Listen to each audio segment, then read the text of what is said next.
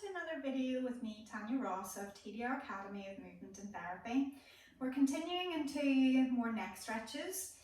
Same advice, I'm going to bore you to tears if you've heard this already, but this is the first neck video you're watching. I want to make sure you've heard this.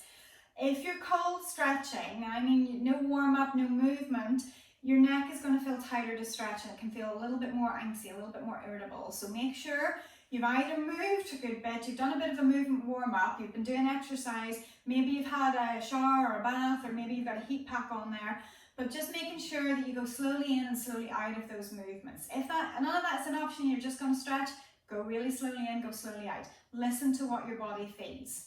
So with this video, what we're going to tap into are these big bad boys down here. So your SCMs, Sternocleidomastoid. These muscles can get really, really tight, and I know I get really tight in them for multiple reasons.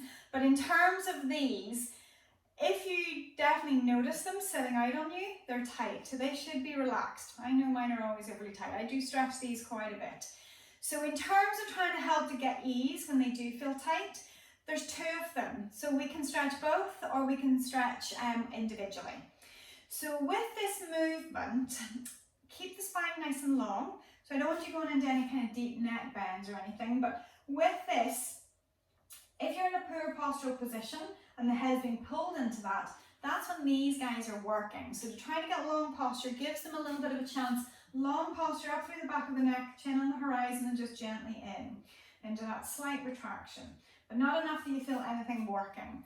So to stretch these areas, they are very much pulling you into neck extension.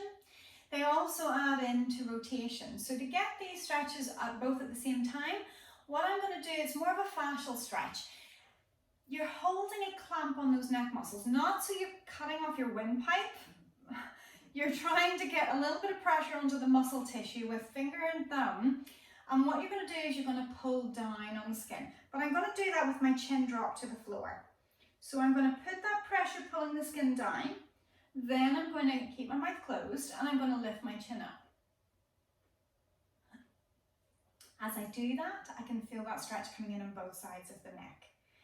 Now with that, I want you to make sure that you go slow. Again, don't rush into it, and slowly out of it.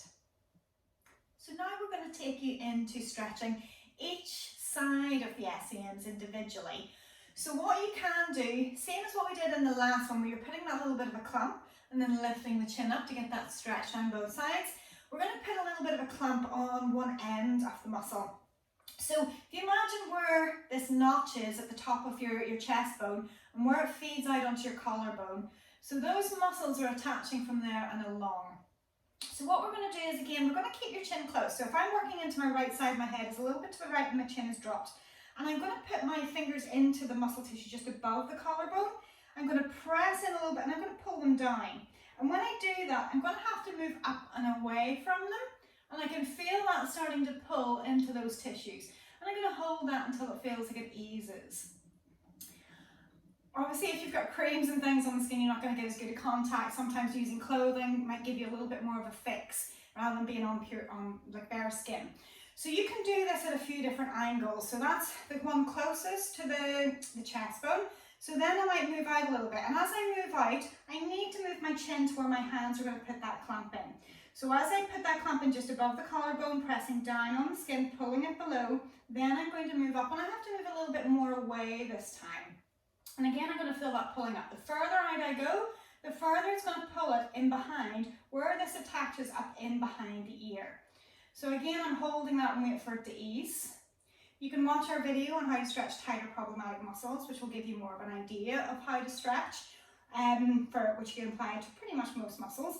If I'm going all the way out towards the end of the collarbone where it meets the shoulder blade, I'm going to keep my chin again close, put the clamp in, pull it down, and again I maybe have to move even more away and back. The purpose for this is so that to stretch these muscles, I'm not having to go into really deep neck extension, which is not comfortable for the back of the neck for many people. So it's a good way of getting a stretch without having to do that. So you certainly want to make sure that you do both sides so you don't leave yourself feeling uneven, even if there's only one side that's tight. One of the cautions I will say with this, there is a reflex in there that will make you cough if you start pushing in too deep into it. Even when you're doing both sides, again, you could potentially put a little bit of pressure on the nerve plexus coming down in there, and in which case that may trigger a coughing fit. So be sure just to go short of that. If you feel that, it's common, it's normal, but just means you put maybe a little bit too much pressure in it, or the stretch is too strong for what your body's able to tolerate. So go short of that sensation, it's not nice. So hopefully you find this useful to get into those SCMs. There is another video that we have out of another way of kind of manipulating and stretching those, so you should maybe check that out. Leave us a like down below if this has been useful to you. Maybe give us a comment. Where could we go next with our content just to help you out?